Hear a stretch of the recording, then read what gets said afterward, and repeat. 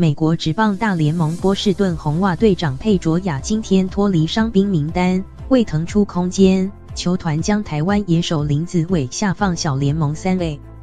林子伟本季首登大联盟只待3天，回到小联盟后出赛有望更稳定。历经开季11场客场之旅，红袜重返芬威球场迎战多伦多蓝鸟队。主场开幕战前夕，红袜将佩卓亚 Dustin Pedroia 移出伤兵名单，林子伟被下放小联盟3A， 将25人名单的位置让给佩卓亚。林子伟本季从小联盟起步，6日因队友何特 Brock Holt 眼伤登上大联盟。红袜当天面对亚利桑那响尾蛇队，林子伟9局上代打击出内野滚的球出局。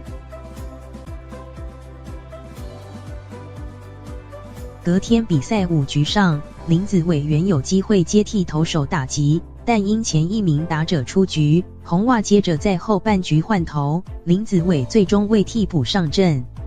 红袜上季夺冠，安排今天下午赛前颁发冠军戒，林子伟可能因下放小联盟3A而无法亲自领取。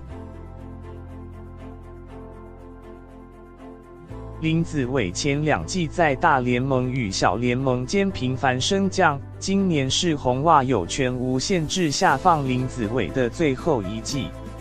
林子伟如能在3A 延续上季优异成绩，并把握大联盟出赛机会缴出好表现，25岁且内外野兼修的他未来仍有机会获得红袜重用。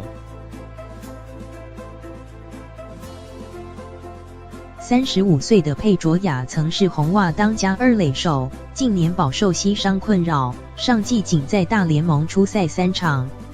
开刀休养近1年后，佩卓亚春训期间左膝发炎，红袜为求保险，将他放进10天伤兵名单，并安排他在小联盟打复健赛，为主场开幕战归队做准备。根据红袜排出的先发名单，佩卓亚今天担任第7棒，正手熟悉的2垒。他上次在大联盟出赛是去年5月29日，对手同样是蓝鸟。由于投手战力崩盘，红袜开季一蹶不振，战绩只有3胜8败，与蓝鸟并列美国联盟东区垫底。红袜7日以1比0险胜响尾蛇，11场客场作战画下句点。此役派出王牌投手塞尔 Chris Sale 先发，争取本季首次连胜。